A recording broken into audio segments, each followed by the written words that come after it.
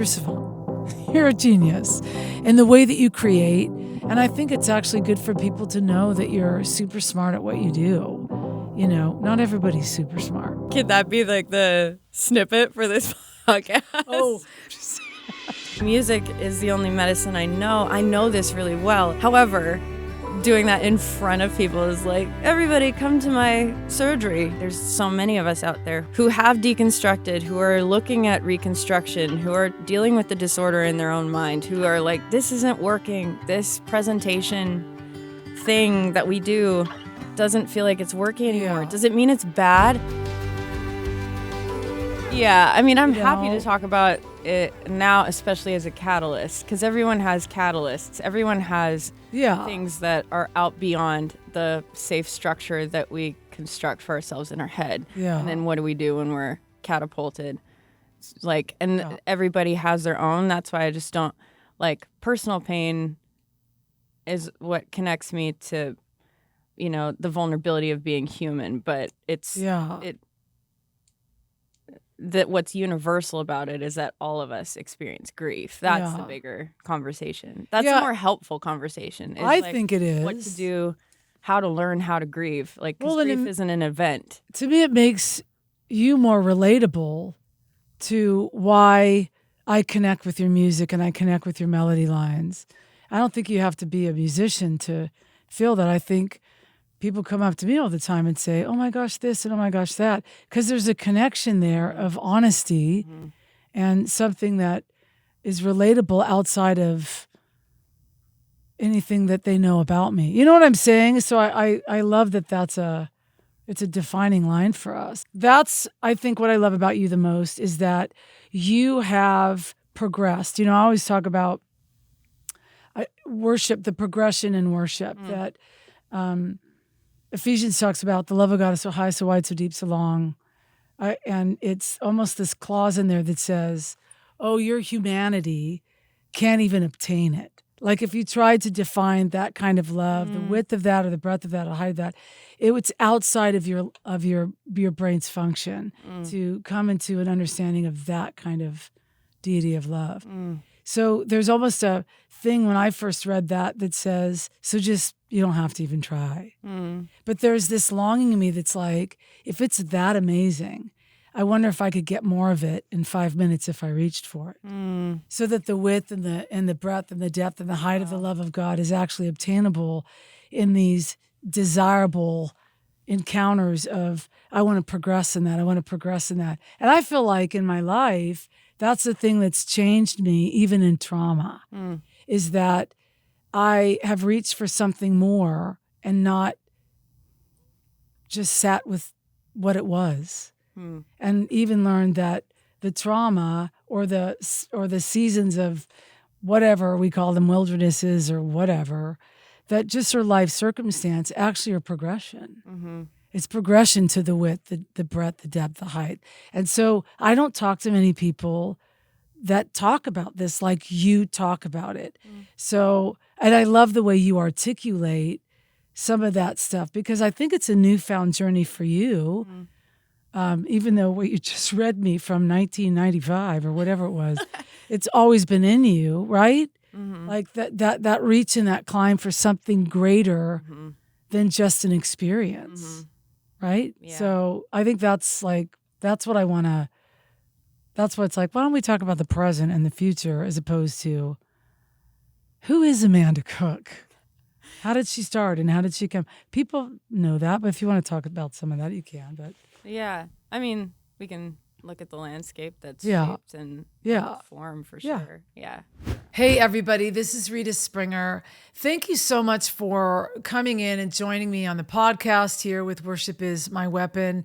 There's a lot of things I'm doing right now, and one of the things that we provide alongside this podcast is a newsletter that we do that we send out to those of you that are subscribed, where I just answer questions and kind of give you information. And sometimes you guys are able to write in with questions that you just are curious about. We love that. We love that interaction. I actually love to interact with those of you that want something a little bit more beyond the podcast. So if that's you, make sure to get our newsletter, sign up for our newsletter, subscribe to the newsletter, and stay in touch with all the things that we're doing here on the podcast in that newsletter. Yeah, because where you are now, I want to talk about, eventually get to what you're doing in music and in artistry and creative expression now. But your landscape, just maybe bring us into what it was to what it's become that brought you into almost some of the revelations that you're living out in life now. Yeah, that's amazing. It's defining your creativity.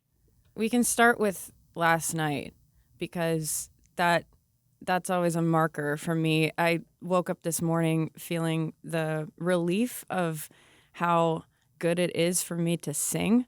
Just the act of singing. Yeah. Because I don't walk around like singing all day. I'm very quiet. I think a lot of thoughts and then they get very cluttered in my head, and I have medicine for that helps bring order, and I've got rhythms and routines and practices, but there's that frequency. I was journaling about it this morning. Yeah. It feels like the best kind of detox. It declutters and it reorganizes and it reorders things. Self-indulgently for me, the act of singing in and of itself, vibrationally, it's proven to, like, we move emotions through our body because it's energy in motion, right? Through like vibration. And so dancing, singing, movement actually like helps us metabolize the things that we feel. And the things that we think, like, to me, it's almost like seeing them turn into like incense, you know? But what has changed dramatically for me is so internal, and that's where all the change happens, right? It's all in the inner landscape. People wouldn't necessarily maybe notice a difference from how I was able to show up last night, be present, be with people, be like on a stage. All of those things I've wrestled to the ground for the past 39, well, now I'm 40, but for the past 40 years, because music was my only medicine growing up. And thank God for music. Thank God that I was introduced to that kind of language early on, because it was the only thing that made sense to me. And it's the only thing that eclipsed the overwhelm in my brain. And for someone with ADHD, now I'm understanding so much more. And, you know, when you have understanding, you can offer compassion to places that I'm parenting instead of punishing these parts of my brain now. Yeah. But music was my only language for trying to like scrounge for some semblance of sanity and understanding. I felt like my nerve endings were about a foot out of my body at all times. And so everything hit so,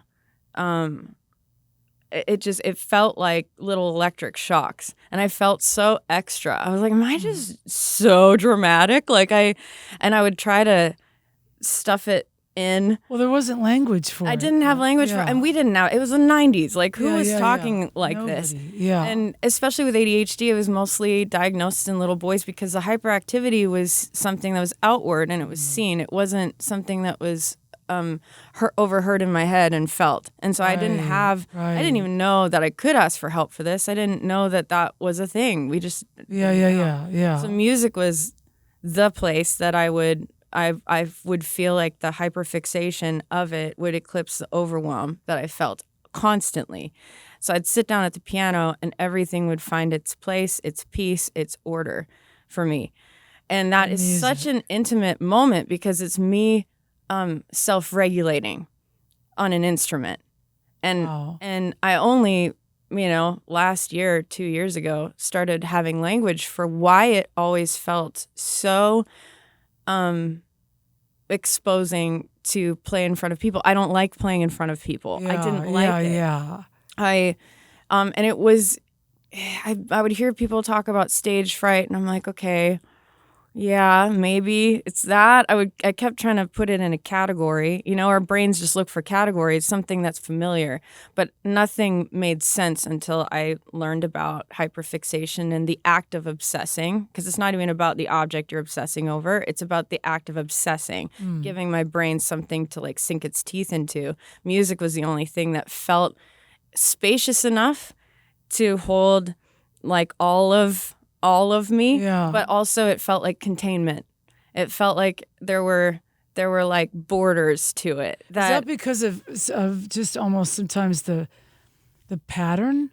Yeah, I think music so. comes in because it has a pattern. There's a pattern to it. There's rhythm. It felt like being held together. Suddenly my molecules made sense. Suddenly all of it made sense. So I would wait until everybody, I grew up on a farm in the middle of Canada, and I would wait. Dust. I remember. Yeah.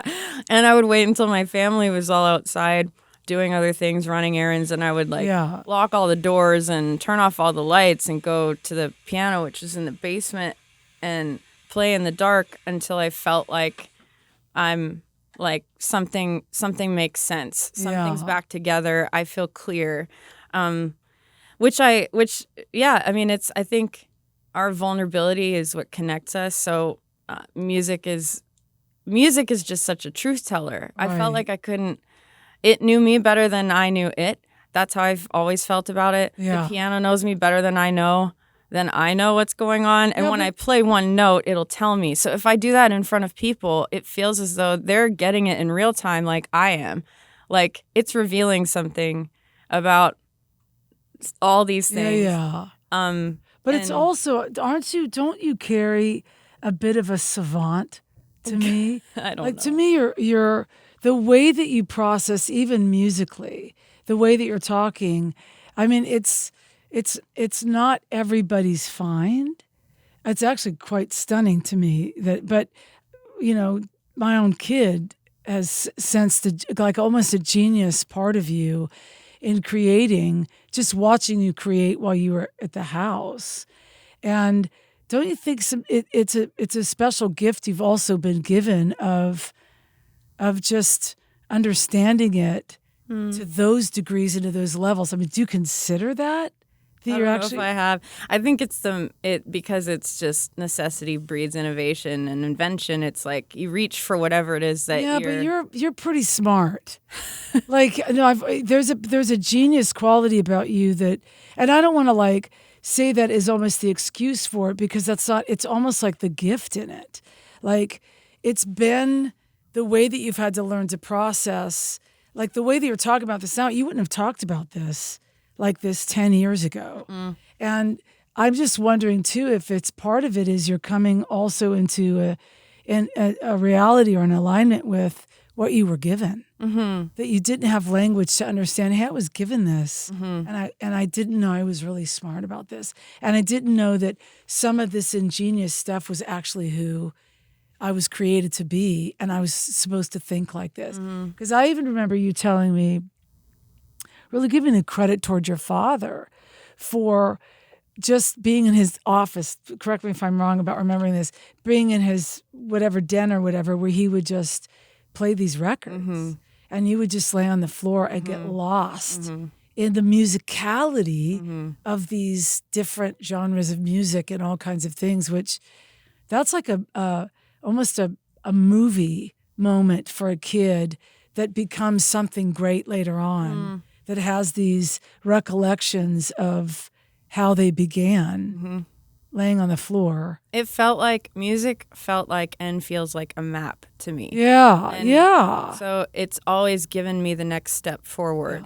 And that, yes, we all have different intelligences, I spent a lot of the first half of my life comparing mine to everybody else. Right, I mean, isn't that what we do? We try things on. We figure out I'm a late bloomer. It takes me a while to figure out like what I think or what I want or what I need. Like it just takes me a while, and now I'm settling into that, and I'm okay with that. But for the first half of life, I had this longing and this hunger for these landscapes and a map. The music was the map to me. Right. It's always been the map, and it would lead me to all these different locations and spaces and religious environments, different. I mean, I didn't grow up charismatic at all. But I'm intrigued by the different landscapes, the different vistas within the faith tradition that I grew up in. And so music was the map for that, though. That was always, it was always going to be art. Art was going to be the map for it that would help me be able to engage or intersect or, in places and spaces that challenged me or scared me off a bit, or felt overwhelming. Honestly, any group of people feels overwhelming to my nervous system. So it's not like any loud environment. Like I crave quiet nature, that is how I grew up. As much as I crave coming to a city, being in New York, I traded the sounds of like birds on the porch sitting with my dad last week to sirens outside, the hotel. And there's a music to all of it, actually. There's kind of this like resonance to it that just makes sense. But it is that thing where music has always been the map. It's always been the, well, what next? This'll know what to do. Just like the piano knows what to do or what's really going on. And so to bring it back to last night, what I noticed, because everything takes time as far as life change is concerned. There's no quick pivot in this thing. It's a long, 1 degree of help over a long period of time. Being able to settle into the gift of my own presence, which is I think what you're talking about, which is what we give each other. We extend the gift of our own presence. Can you break that down a little bit? Like some people may not understand with the eloquence, which you just said that. Can you just kind of break it down? Well, I think I've spent so many years stuck in my own mind and in my own head, and there's so much going on in the background that being present has been really hard for me. Because anytime we're thinking about the future or the past, we're never fully here. And any moment that I've actually been fully immersed in and given myself to, whether it's grief or, gladness, it had to do with presence. It didn't have to do with future tripping or thinking about how I would have changed things in the past. It's about a full acceptance of what is right in front of me right now. And I was listening to a podcast last fall, and I'm going to botch the quote, but basically there was this conversation about how if we don't learn how to behold, we end up exploiting. That has to do with people, places, things, the whole thing. Learning how to behold the beauty of somebody who's right in front. The miracle of Rita, who's sitting right in front of me, and the many miracles, the hundreds of thousands, the millions of miracles it took for us to actually be here to get to this moment in life is utterly, to behold that, I can't like cling to it. I can't consume it. And it keeps me from exploiting a relationship to you. Like if I don't come in beholding, I'm going to be looking at you as something, as an exchange. Like what are we giving to each other, which isn't a bad thing.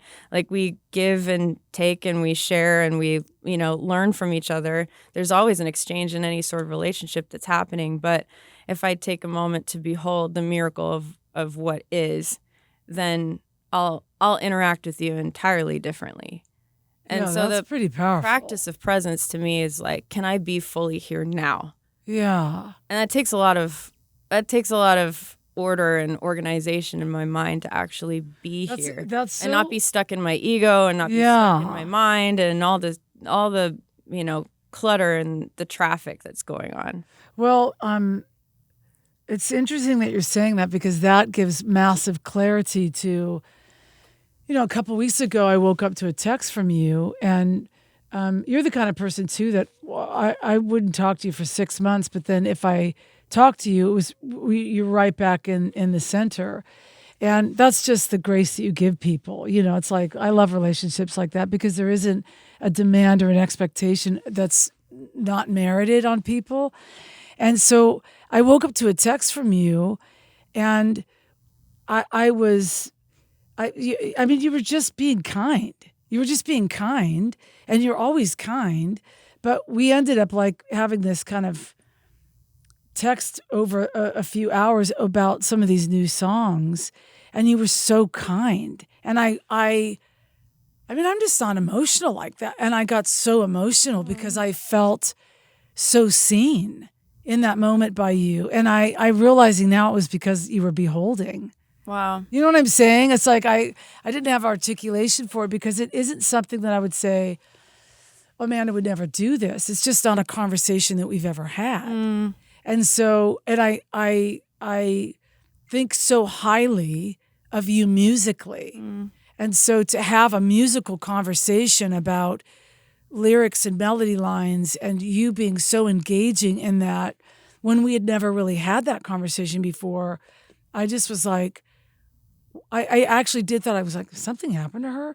And then I realized, no, I think it was just this thing that you're talking about where you just were really present in the moment, even in text of having conversation that we'd never had before, that in the process of it, I was like, I felt absolutely like, oh my God, I think she really loves this stuff. You know what I'm saying? I do. It's incredible. So that just it explained it to me in such a beautiful manner, that verbiage of beholding, because I don't know that we do that.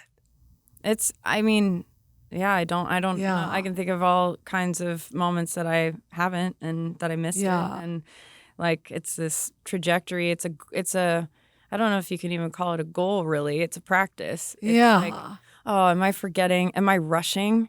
Am I rushing through life? That's a really hard one for me. The anxiety, the fear that I'm forgetting something important constantly. That all comes with ADHD too. So medicine has really helped me. Like with my brain chemistry for that, it's giving me a whole different lease on life, which is a whole other conversation. But yeah, to learn how to behold and then I mean, everything is connected, right? Like our faith practices, if we're talking about what worship really is, it's a response to something. A friend of mine, Toby Thomas, was telling me a couple weeks ago that you can't consume what overtakes you. And, it's like coming with you can't, it's not up for consumption.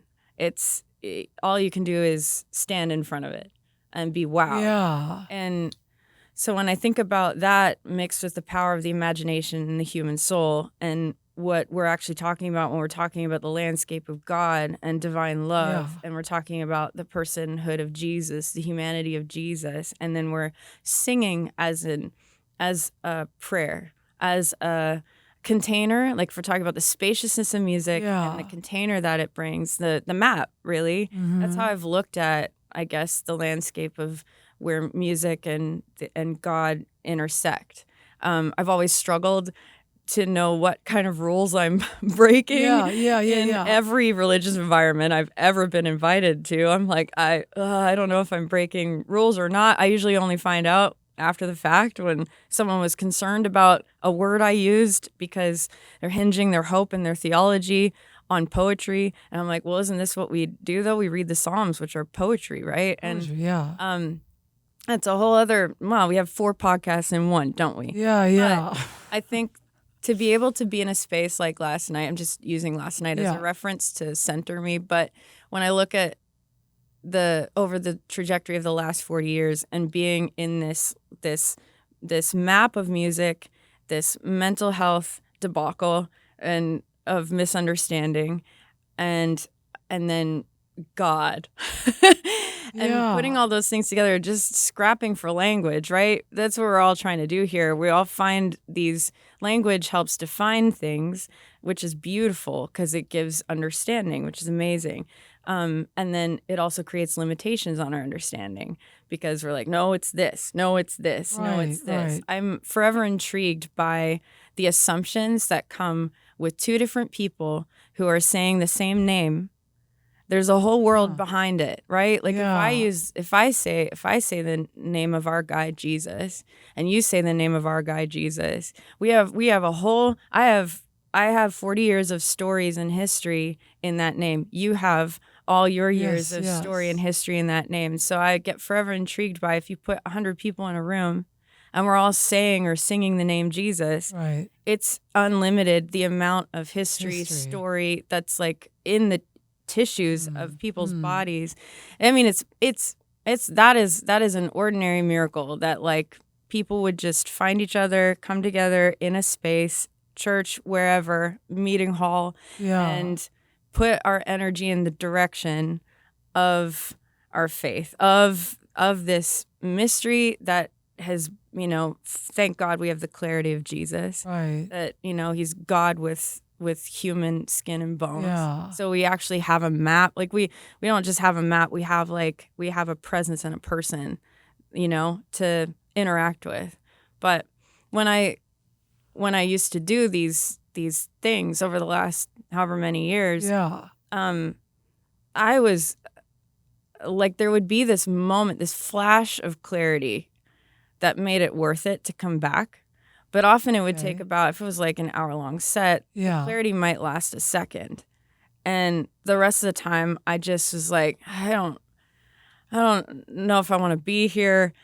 I love music. I've always wanted to make music. Yeah. But playing in front of people was never the dream. I felt like I was in someone else's dream. Yeah, what's the overwhelming part of that? Just that I feel like I'm letting people watch me self-regulate.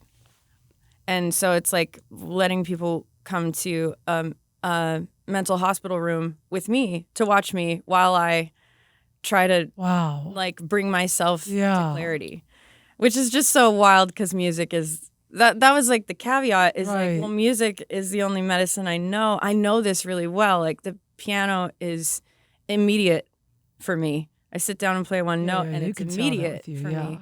However, doing that in front of people is like, everybody come to my surgery. Right. You know what I mean? Right. Like, so that was always the quandary for me, I think. Now as I'm practicing a few different things and integrating all these wide, spread sort of experiences I've had within faith tradition around the world, and music being like the through line and still is the map, but it's becoming more than medicine now for me because I actually have help for my mind, right? Which is incredible. Because when I was on stage before, it would be like, I'm gonna forget the next line of the song, and it's not just stage fright; it's I'm forgetting something really important at all times. Like I don't know when my brain is just gonna the way wander. Your brain is working. It's gonna wander off. And I'll forget I'm on stage, and now I'm thinking about what I want to eat after. And there's all these people who've just lost the plot. You know what I'm saying? Yeah. Hey, everybody, Rita Springer here. I want to keep reminding those of you who are looking for mentorship. I get a lot of emails about this. A lot of people wanting songwriting mentorship or just worship leading mentorship.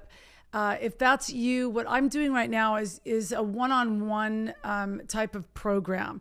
So if you're looking for mentorship, you can go to the ritaspringer.com website, just find the mentorship tab and pull that down. And there's information there on our 4-week sessions in a one-on-one program, basically is what I'm doing. That's where I'm doing the mentorship. That's where if you want songwriting, advice, or you just want to talk through your positions at churches or your journey in the creative, whatever it is you want to talk about, we can talk about those things in that program. That's how I do this.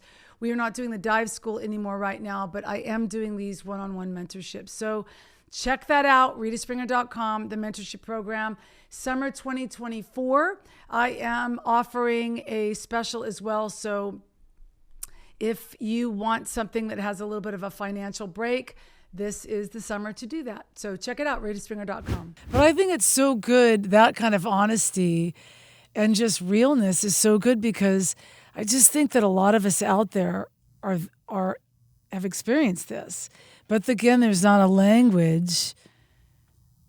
Well, there is a language, but I think sometimes that language is a predestined or a pre-spoken language that we're all just learning how to speak in the monologues of and going along with the motions of it. And that's what I kind of hear different from you, and what I've actually been a witness to see and evolving in the way that you articulate not just your own need, but your own need for the Savior. And I think that's what intrigues me is we can call it a newfound language, but a postured language based really solely in the truth of you finding you, and then finding out that he was there the whole time, rooting for you. Yeah, the ordinary God is really extraordinary to me, because God was also a hyperfixation for a really long time. If you even think about it, we use the language of obsession a lot, and I love that word. I love obsessing about something. But I was writing about this last week, just that for the way that my brain is wired, and for a lot of us, I'm sure it's the actual act of obsessing that eclipses the overwhelm. So it's like you can apply that to anything from skincare to religion to a person to a place to like, I just love obsessing. I like studying something, anything, pick it. If it's a glimmer and I can latch onto it, I'm like, oh yeah, that's what I want to spend the next 6 hours doing, you know? So for God to go from this, this object that I could obsess over because that was medicinal to me, to now an ordinary day-to-day, like, oh, you've been here the whole time, just holding it down. While I'm like, you're in the obsession, the moments of hyperfixation, the moments of like, that's when I knew God was with me. Yeah. All of it counts. All of it's part of it. It's all part of the landscape. Yeah. And it's just so good. Like to be able to look over a trajectory of where I've come from and where I'm at now and experience the through line, the center that still holds. That's holding me when I'm like over here or on the other extreme, like. Yeah. It's the center that still holds. How do you, though, there's that terminology of layman's terms. It's like if you got somebody, Amanda, who doesn't understand anything about the depth of what you're talking about. But I do, because I've given in to the force. You know what I'm saying? Like there's I've wanted to do work on myself. Anybody who truly wants to do work on themselves and truly see people with compassion and see people beyond their failures and see the church, the institution of the church beyond their failures. You almost have to you have to do the deep dive. But in layman's terms, how would you just tell somebody struggling with the confusion or the overwhelming sense where even this faith church thing is just this boxed. I mean, we've got deconstruction everywhere because we got so tired of the box, and a lot of people in the hierarchy of faith, they don't even have the language to help people even understand why they went out of the box. You know what I'm saying? How in simplistic terms would you say to somebody who's struggling? What would be their first thing that you would be like, pull back from this or pull back from this or find your center here? Because everybody's different, right? Yeah, there would be a different response to any one person who would ask that question. So I feel like I wouldn't have a banner or a blanket response. I think what I get curious about, what I feel consistently curious about is again, the assumption that we have around words. So we're so quick to, apply my energy to whatever word I read. And so I can read the word deconstruction and I can either apply frustration with an entire generation or the institution or whatever, or I can apply curiosity. I can approach it with contemplative curiosity and go, what does this word mean? Is it pulling something apart? Is it something coming apart at the seams? Okay, well, the word itself actually is just a word. It's whatever I make it mean. That's going to be the thing that I use to my benefit or detriment, and both things exist. I think also just with deconstruction, it's human development. When I started looking at it through the lens of human development, and there's so many good resources out there for this to actually give language and understanding to, oh, this is what actually is happening. There was a time in my life when everything felt like it was burning down, and I didn't know if I should pour water or fuel on it. Right, I was right. Am I supposed to stop it? Am I supposed to like accelerate it? Am I supposed to, do I just stay here? I feel paralyzed. I don't know. And, you know, controlled burns, I grew up on a farm, but controlled burns, you know, actually yield a different reward, right? They clear a lot of the clutter, and then new life can actually come from it. So I think as far as my focus is concerned and energy, it's on wanting to not let anything go to waste. I get stuck there sometimes. I get stuck trying to make things mean things constantly. But I think there's this collective sigh. Yeah. This like, what we've been doing might have worked for some time, and maybe it served a purpose, and it might not be working now. And I'm not saying that as a blanket statement. I'm saying that as a personal statement, because we all run into this, where we start our lives based off of precepts that are really provided for us. We didn't, you know, we are raised by humans who are doing human things at all times. And we construct an idea of our sense of self, our sense of faith, our sense of belonging, our sense of place based on the limits of our location and our education, all these things. And it creates this little framework for us to be able to function. You have to have that. Like Richard Rohr talks about, like the necessary sort of narcissism in your first half of life. Like if you have a healthy home, you'll find around age 2, that's when we start differentiating and realizing we have a different brain from our mothers. Up until then, we think we have the same brain. That's how connected we are. So when we start differentiating, it's like usually when we're like, we learn the word no. Oh, wait, that gets a reaction. I have a different brain than she does. Right. And then, you know, all of our ideas about God and ourselves and everybody else in the world are determined by the time we're 12, usually just through absorption. And think about everything that happens in development until we're 12. And so then after that, then life, we go out into the big wide world with this preconceived idea, this thought formation that led to a belief system that's applied to everything, and it's in our subconscious mind, right? It's just running everything at the back. And something happens outside of what we feel is controllable or manageable or safe, and that blows it all up. To hell and back. Yes. And I think, and there's a different catalyst for everybody, but that's the introduction to grief, which is a different introduction to grace, which is a different introduction to God, because that's where I feel so much of my faith idea up until some of the catalysts in my life was my faith was largely built upon my search for sanity, and then ability, which wasn't that good, to hold on to it, to hold on to this idea of God, this idea of Jesus, mentally just having enough good thoughts to prop the whole thing up.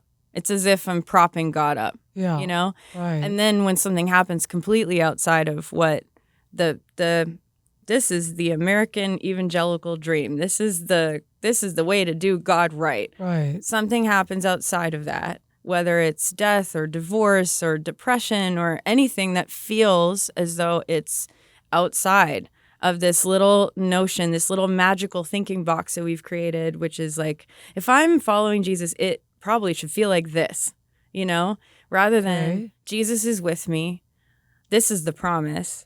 This is what the promise is, the witness of Jesus, the witness that everything that I am, everything that I face, I'm never going to have to be isolated in my own mind about.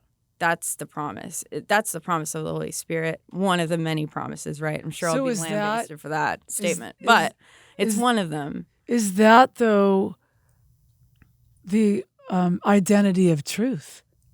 Because what you're saying sounds like truth. Sounds like it. You know what I'm saying? It's like the truth that feels inevitable now. Yeah. The truth that just holds when I'm not holding on to it. Yes. When you let go and you're like, oh, this has been holding me the whole time. I thought faith was something that I was holding on to. And we use a lot of language for that, right? Right. Then your grip, something happens to loosen the grip for all of us. It happens no matter what you believe in your first half of life. Something will happen outside of your preconceived ideas about whether you believe in God or not. We all have belief systems that we've constructed by the time we're 12 that we're trying to navigate. So the deconstruction of those belief systems is a human development thing. Yeah. And the energy that goes into it, to me, is what I get really curious about, because that is what exposes what we really need and what we're lacking and what we're looking for.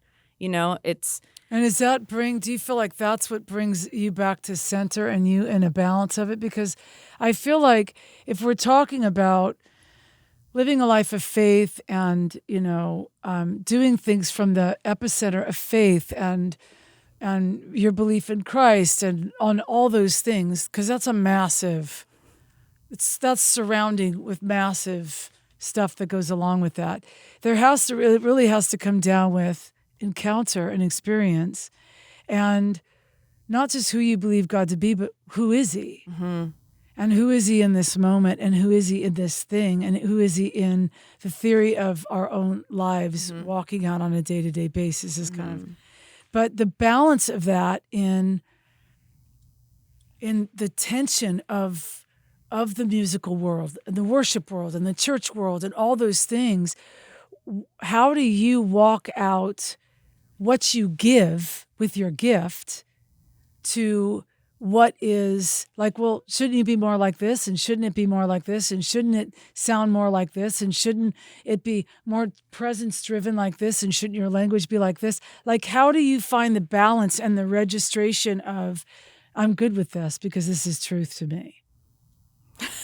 So there's like 12 questions. I'm sorry. Just find one in there to grab. Does that make sense? It's like, let's narrow it down. There has to be a balance.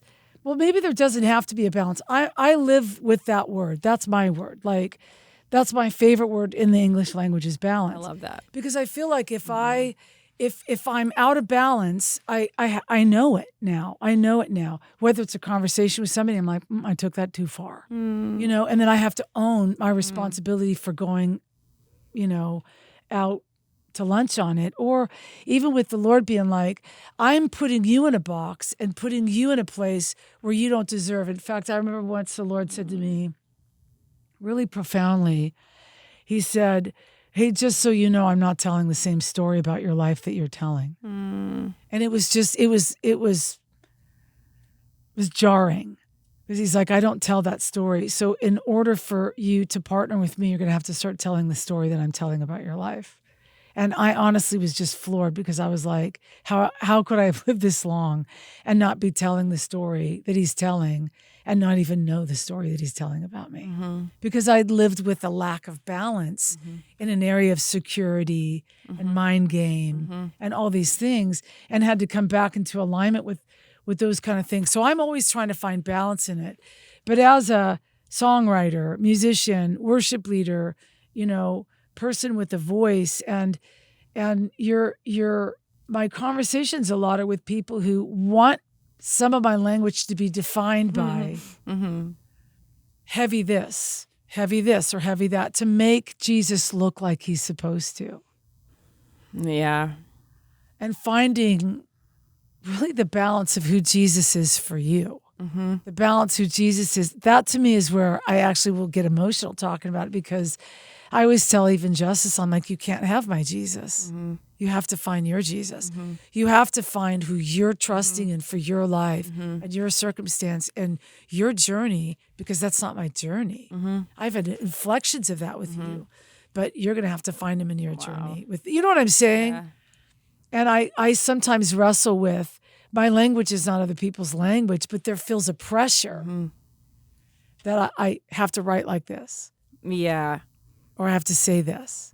And if I release that song that says that kind of language, people are going to have a problem, because it's not other people's balance of who Christ. That's what I'm actually saying for you. Yes. Because you hold and house a lot of that, this language that's, to me, so poetic and so beautiful, but does it create conflict sometimes for people being like, where is she really at? Yeah, absolutely.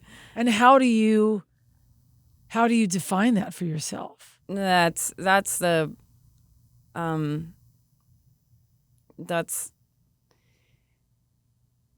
fear of being misunderstood has just been the one that I think that has haunted me the most. And it's been a bit of a god in my mind, or a bit of an idol, I guess. Like, you can make an idol out of anything, everything, whatever. There was a time when I really, with music, music has always been a map, and I've written what demands to be written. Demand is a big word, but like whatever shows up in front of me, that's the step. That's what I write about. And I've always loved where the landscape of, art and beauty and God all meet. That's what's complicated, I guess, about what I've found, I guess, a little bit lonely or complicated, and it's probably just most artists feel this way. Is that I'm writing a body of work that I am being diligent with and being obedient to, and then offering it for the scrutiny and the indifference or the praise or the hatred of people who have their own preconceived ideas of what it should look like, what you're talking about. Yes, yeah. And there was a time where, because I love writing songs about God and songs about our guy Jesus, but there was a time when I wasn't writing his name necessarily in a lot of music, and that wasn't deliberate. I wasn't avoiding right. the person that he is to me, the place that he is, the friendship, the Lord, all of it. I wasn't ignoring it or denying it or avoiding it. I just was writing the poetry about it, and about my relationship to this divine love that I loved. And I remember that causing, it's probably just bigger in my mind now. I don't know how big it actually, or like how it affected me, because my brain was still looking for reasons and evidence that I don't belong. And so it'll always find that over everything else that proclaims your belonging and your sense of place in the world. You'll find the two people who are like, I don't know about you. And so I remember being confronted, and people would ask me, because at the time I was also writing for a specific church in Northern California, and I loved my time with them, and I loved being able to write what I could write there and be part of that kind of expression. And I would do these projects that were more poetic, like Brave New World or House on a Hill, and then there'd be these moments, conversations that I would have had where it was like, but you don't mention the name Jesus, so how do we know? And I actually I took that with me, and I went into the writing room, and I started writing songs and just trying to find, like, I remember this one moment where I was being really overt, and I felt the divine prompt, the humor, the good humor of Jesus going, are you doing this for me? Or are you doing this for them, for that conversation? Are you doing this to explain and fawn? To find a sense of belonging to someone else's fear. Yikes. Because you and I are good. It was the kind of thing where it was like, I walk around the world, like, do I have a sense of knowing, and he has a sense of knowing that we're in something together. I'm in relationship with this divine love. He knows it. I know it. Do I feel like I have to explain it constantly? Or do I settle in to what's true? Because it's deeper than that. It's deeper than my ability to carve out some language. And what's actually ironic is now I have a project that we just finished, and we're going to release this fall. And this is one of the first times I've been really direct and really overt about the language. But it felt like it was the thing that arrived to me, and it was now the right time. Because I'm not doing this to try to prove anything to anybody anymore. That's the gift, I guess, that comes with age. I was told rumors of women getting older, that it gets better. And I was like, a few years ago, I was like, that can't be real. If it's like this forever, I'm out. That That's another podcast for another time. But now I'm like, oh, the rumors are true. And it doesn't mean I care less. It means that I care about the things that are just quietly right in front of me that I'm meant to care for. And so, you know, I feel like I've always been in this lane of too religious for some and not religious enough for, you right. can't win. You can't win. And the center that still holds for me is truly, madly, deeply Jesus. Yeah. But I care about following through all the way on what that means now and inviting people into not just what my thoughts are about it. That's so limited. And I get bored with the sound of my own voice, but actually inviting people into the contemplative curiosity of let's learn something together in a shared imagination space. If we approach Jesus with a shared imagination of story and poetry and hope and let him talk, let him be. Like those are the moments that we return to when we're all alone. When I'm all alone at the end of the night and it's just me and my brain and the divine, you know, I've returned to moments that are actually just they're the center that still holds and the fact that, you know, God is not rushed. There's no rushing in healing. There's no rushing in our development. It's every time. Like time takes time and every era has its purpose. And that's why even when we talk about church, the widespread church, the big, you know, idea of church and construction, deconstruction, reconstruction, it's like order, disorder, reorder. Right. Every generation has their diligence, their due diligence. This is just me thinking now, collecting little hopes and things that I've read about for a number of years, but it's like, what I have a limited amount of time and energy in my life to give towards something. What is the responsibility that I have as a person in my little life, in my little circle, in my little development? And then as an artist, how do I use the alchemy of artistry to offer an alternative space or create a space? Music, it just, not that it wins, but music just kind of, what's the word I'm looking for? It's not mockery, because it doesn't mock. Music just feels like the divine comedy that enters into the room with all of our thoughts and things and fears and beliefs and worries and, no, it has to be this way. It must be this way. It needs to be this way. We have all these furrowed brow, like figuring it out. And then music offers this gentle, gracious space that we can apply all of our energy and all of our beliefs to, but it still kind of has like the last word a little bit. Which is why I do trust the map of it. Right. You know, the actual sound of it. Not just, I'm not talking about lyrics. I love lyrics. But I grew up listening to a lot of instrumental music, and that's predominantly what I listen to now because of the order that it gives me in my brain and the pathway it creates to be able to find sanity and find connection and communion with the divine. So I don't even know if I've answered a single. No. I don't think it's a question. I think that was super freeing for people who get trapped in that cycle. Well, I think that's why I ask it, because you really have found such a great balance and such an articulation in your journey. I mean, even since Dallas, you know, and I mean, you're just a different person. And it's actually so beautiful to see you come into a place where you're grateful for yourself. You know what I'm saying? It's like seeing that, Amanda. And obviously, I have had the privilege of knowing you for years and knowing you before and then in the midst of your journey. But I think that's freeing for people not to get caught up in this cycle of the language of, maybe I want to say the language of kind of religion, or the language of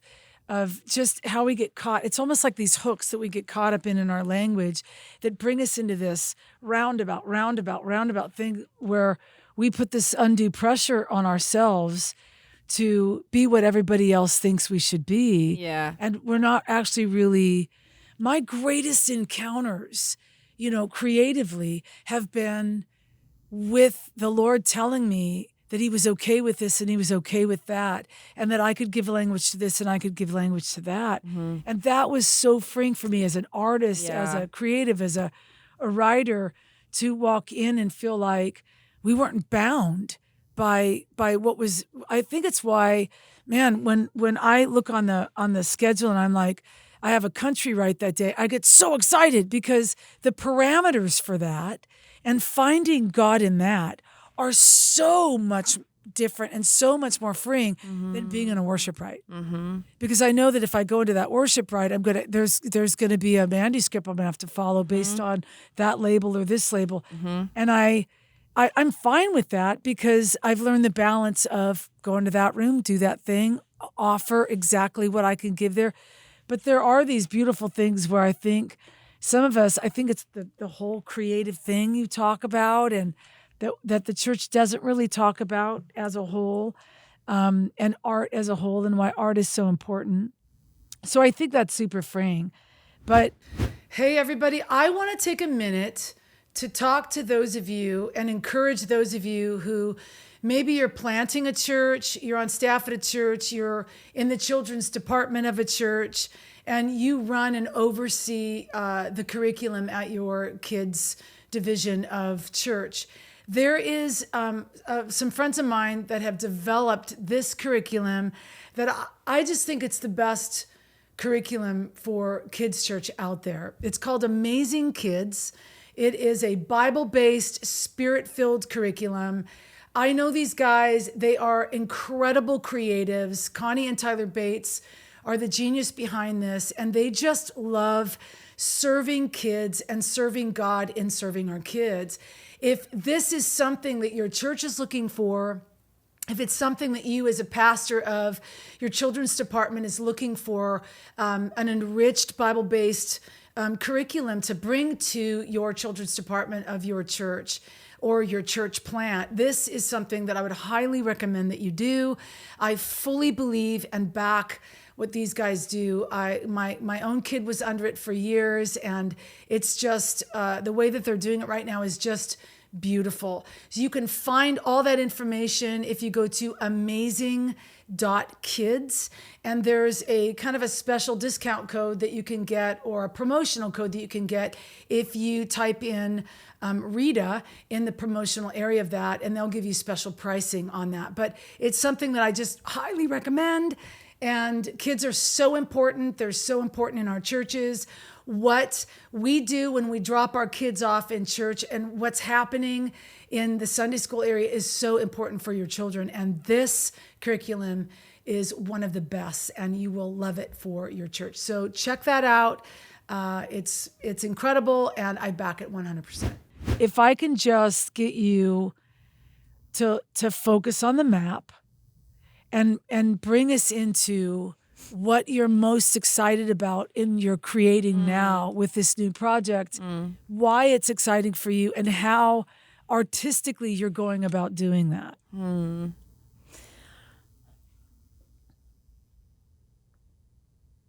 You could pull out your keyboard if you want. Your little magical keyboard. I think the frustration that I've had as an artist for so many years is feeling bottlenecked, feeling like by the time I would release a project, I'd be on to the next thing. Part of that is ADHD. Part of that is just like, I think, creatives got to create. We got to have a project. If I don't have something I'm working on, it's bad news for me. Right. But all of the projects I've done leading up to this body of work that I'm in now have been these markers, I think, on the map to create I think, frameworks and containers and just for where we're headed. Because I actually do reference all of the poetry in those ones specifically, and like Brave New World, House on Hill, and State of the Union were like a tribe. They all relate to each other. And they all interact with each other one way or another. House on a Hill it's a metaphor, the entire thing, for the temple, like that were these little walking temples, and now, and I felt like Brave New World was this discovery that I was moving into. House on a Hill was this place in that world that I found deep in here. And then State of the Union had to do with looking at the relationship to everything out here, inward, outward.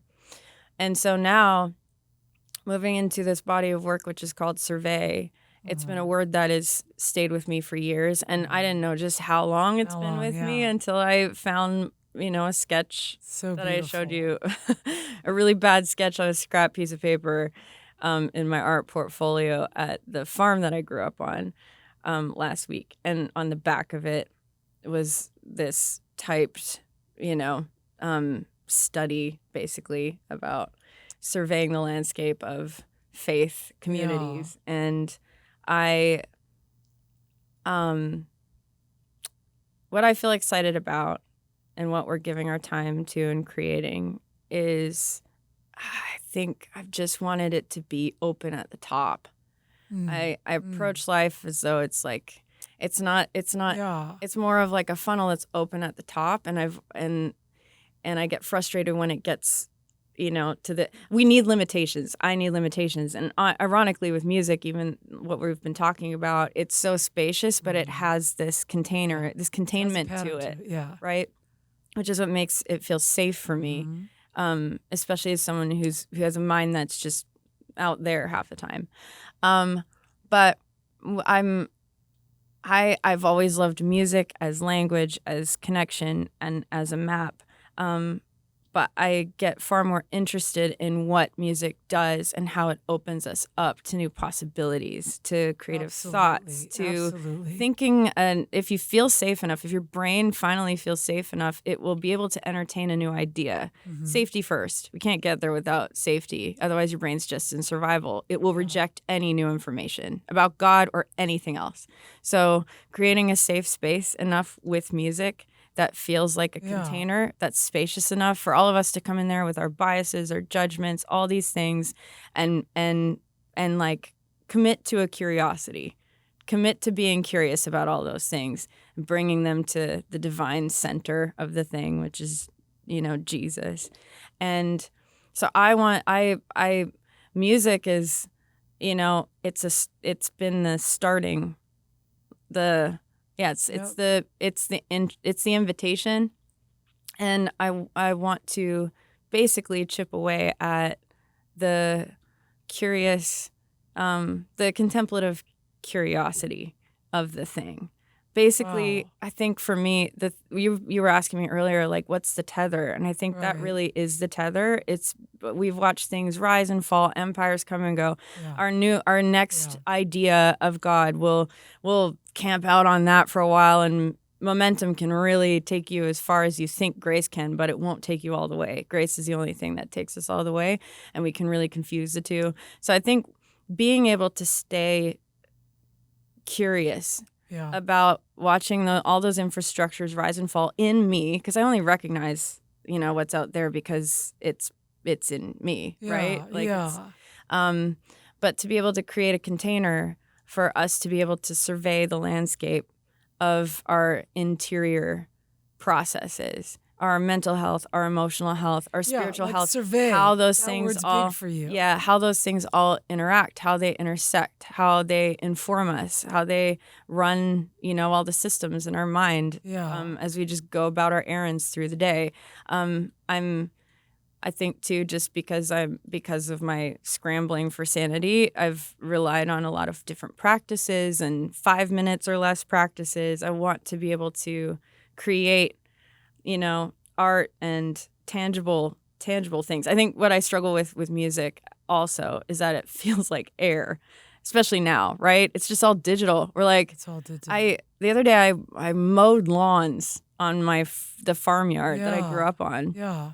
And just seeing the instant gratification of being able to cut a path was incredible. I was like, oh my gosh, it's the merging of all these things, the integration of all these things that I'm interested in. And I think just also there's a self-indulgent part of me that wants.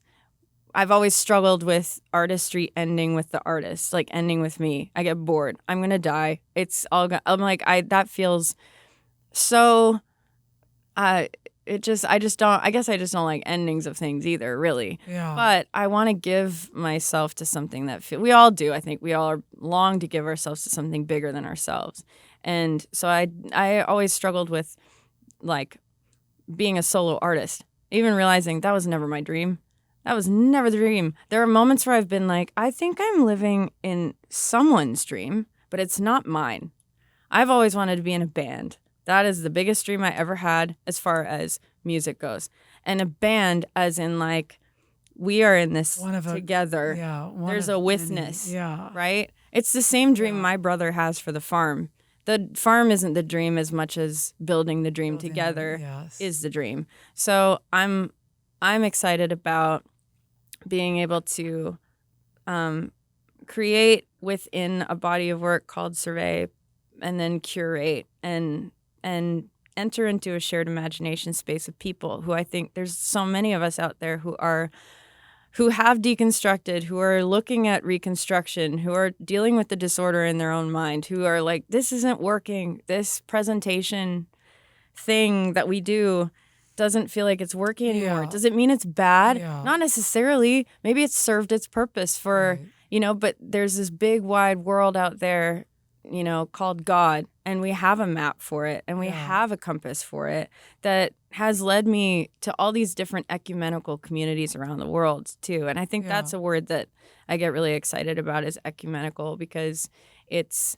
I went to a Taizé service in Pasadena a number of years ago, and that was an altering of the trajectory of it. Gave me language for, this is what I'm obsessed with. This is what I want to give my time to, is creating a space that feels safe and clear.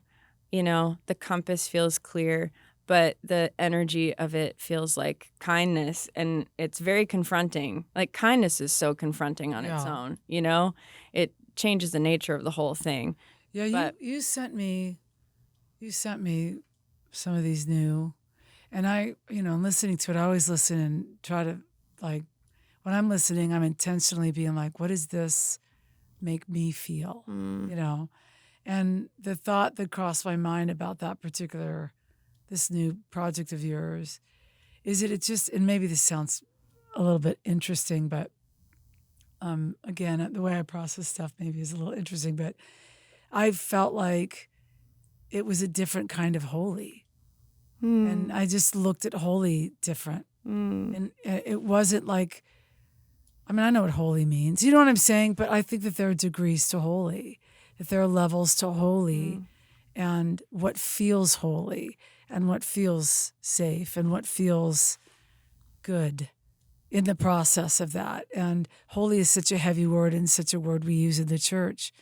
And we almost segregate that just for the Lord. But it was a different, it just felt like this really different, beautiful side of holy, just in your sounds. And of course, I love all that. I don't know that I could ever do all that, but I so appreciate the artistry of it.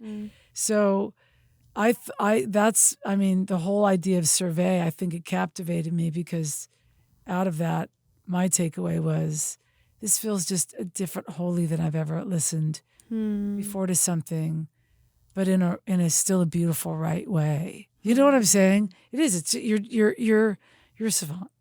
You're a genius in the way that you create. And I think it's actually good for people to know that you're super smart at what you do. Not everybody's super smart. Just saying that. Rita, can that be like the snippet for this podcast? That'll get it. If you ever want to donate to the podcast and to ways that you can help support the ministry, we have a Venmo attached to this as well, that is with my nonprofit, Wearing Justice. you're more than welcome to donate to that, which is greatly appreciated. But I have a couple more last questions for you. Maybe, I don't think they're very deep. 2 questions. I don't ask everybody on the show this, but I talk about it all the time when I mentor, because when I first encounter somebody, I don't really care what their gifts are, but I want to know what their burning is. Oh, I love that. And those are 2 separate categories. I don't think hell cares about your gifts. I think it cares about your burning. And the burning is the fuel in the vehicle of your gifting. And like for me, it's courage. Wow. So everything that I burn for, everything that I write, everything that I live is to throw courage on people. What do you think you burn for? Oh my God. That is such a good question. The motivation. Yeah. I mean, so today's answer might be different than tomorrow's. I'm just going to go with today with the first thought that came to mind is that things can be different. Yeah. Like, they might be a certain way right now, but there's like a little pinhole of light. It can be different. Yeah. There's a possibility, and the possibility creates everything. Like, just the tiniest possibility. The tiniest possibility of a different idea, a different thought, when my mind closes in on itself. Those are the moments of salvationing that I have felt the most. Yeah. It's a thought that I couldn't have come up with it on my own. It had to be inspired. It had to be divine. And it was this little tiny glimmer that was just, there's something that could be different. Yeah. And so I love that as a motivator of like, perhaps it's different than I thought. Perhaps I'm wrong about some ideas I've had. I like being wrong about, I mean, it's humbling, right? It's not necessarily fun in the moment to be wrong. But I had this moment the other day with a friend where I had this story in my head that I've had for years. And it came out in the anger of the moment. And he sat and listened and responded. And I was like, I actually don't think those things at all. Wow. And I felt this flood of, I have been so wrong. Yeah. And I think the best thing I've ever been right about God are the things that I've been wrong about. Like being able to be wrong about this preconceived idea that I had that was built on survival from the time I was 5 or 6 or 7 actually isn't the whole story. And being wrong in divine love is so healing because it doesn't punish all the wrongness, it parents it. It's different. It's a different approach entirely. It gathers in all these, like, then suddenly I can see all these sparks of all these moments when that story was dictating all of these thoughts and ideas and limiting my connection to the person or friend or whatever. And I can go, oh, now that I know I was wrong, I don't have to live under that anymore. Yeah. And that's repentance, right? It's the changing of a mind. It's kindness is still the only thing that actually leads a person to repentance. Yeah. Because it's always been kindness that goes. Yeah. This isn't like the way that I was with my brother, but the way that my brother sat and just stayed still while I, verbally was like, this is what I've thought for, is this what you think of? Is this what you think of me? And for him to go, no, like, to experience that with a person is so incredible, right? Because then we have like a physical representation of, well, if it's true here, then I can allow myself, I can loosen the grip of me and all of my ego, needing to have everything like locked and loaded, and be a student, be here to learn and relearn and relearn and relearn and learn through the parenting, not the punishment of divine love. Which is interesting because you almost answered the question too of, because the other thing, a lot of people can't find what they're burning for until they locate their attack, because it will always come in the opposite direction than what you burn for. Wow. So my greatest attack has always been to be completely discouraged and brought to the bottom. Wow. And courage was the thing I was meant to throw. So it's interesting because as you were answering that, you actually talked about how it's been to how it gets here. So I think that's kind of cool, actually. Okay, last question. The podcast is called Worship is My Weapon. And so when I think of worship, I actually think of relationship with the Lord as a weapon, but music is a weapon. If you were to give your map or your, talk about the weapon that what you are able to do is, what would that be?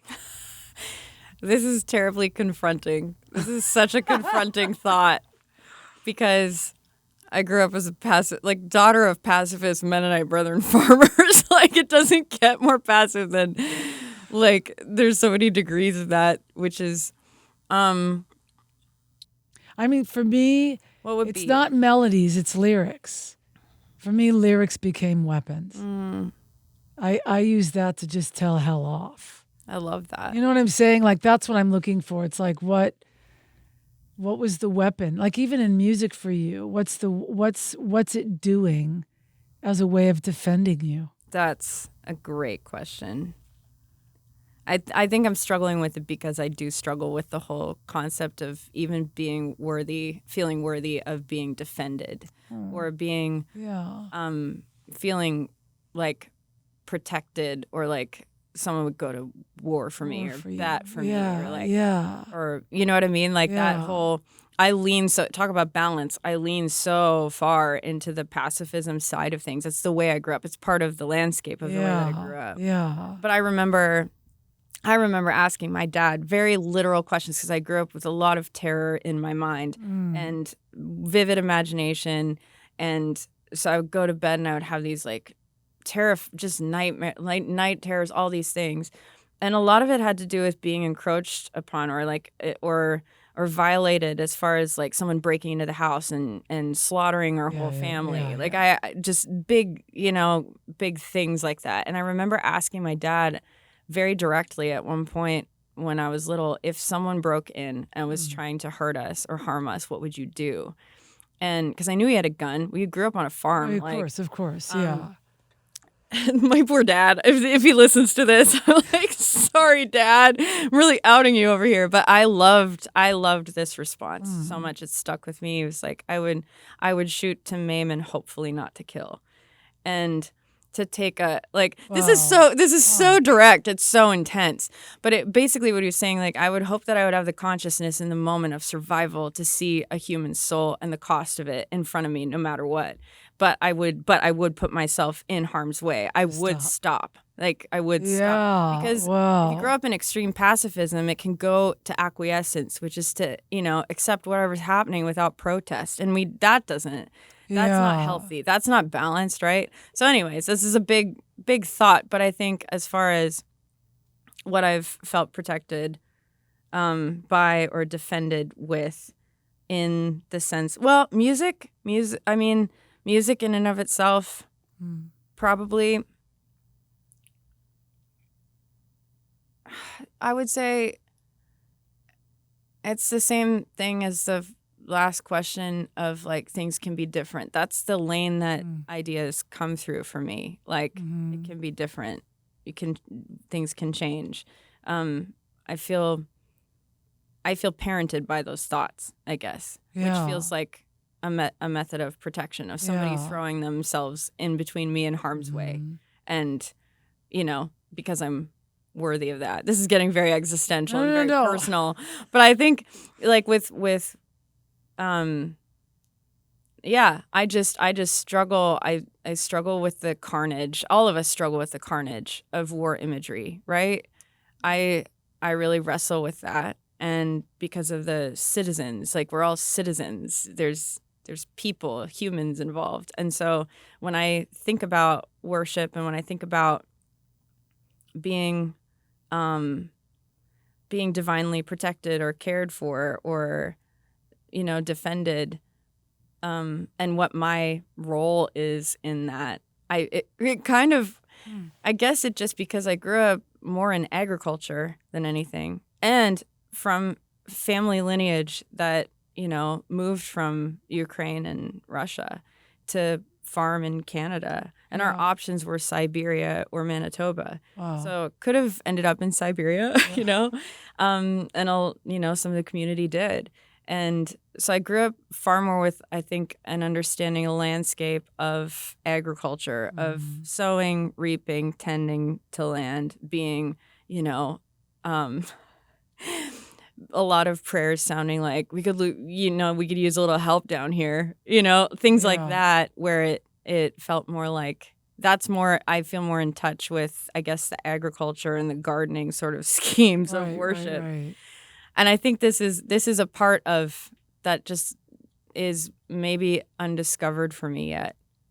So I don't even know what the answer to that would be. You know what, though? What's really cool is that when you were saying that about your dad, the way that the Lord's done that with you, where even the obstacles in your life that have been the hardest, like he didn't kill anybody in your life. You know what I'm saying? He didn't, whether they were organizations or whether they were people or whether they were situations or circumstance, he didn't shoot to kill. You know what I'm saying? But he shot to remove them out of your way. Yes. Because you were worth the defense. Yes. And I think learning that slowly but surely has to do with a balance of worthiness too. Yeah. Of being fought for. Because just feeling that innate sense of I'm worth being protected, I'm worth being looked out for. I mean, it's an affirmation that I write in my journal every day, but it's because I have to work on it. It's because I have to work on that area of worthiness, because it's not like I grew up with that, like, no, I'm worth going the extra mile for, or the inconvenience, or like it literally just boils down to even inconvenience, like not just going to war for me, right? Yeah, but I think that the weapon can be worth. I like that thought. You know what? That's how you fight. Is you. I think that is what the war has been over for me. And that, I mean, that it's the meaning of my name, like worthy of love. And that is what I've struggled with, right? Yeah. Like, often that's like it's written into your code. Oh, yeah. And I read I never read this meaning until the other day, but it actually is, I love this phrase, which is, there's another meaning that's she who must be loved. And I loved the must because it felt like a certain thing. Because worthy of love has been the war, I guess, for for the war that feels like it encircles me, or like the flurry in my mind. But the she who must be loved felt like it's like it's a statement, and it settles something. It feels certain. For like good. To feel certain of, to feel decided about, to feel like I'm worthy of having, the whole experience, being loved purely in the pure sense of love in all the different forms, all the different ways, being protected. But pretty powerful. Worth. I like that idea. So great. I'm going to nurture that thought, that idea. Well, good. You asked very intimidating questions, Rita. Well, thanks so much for coming, talking to me. And always, anytime. she's a genius.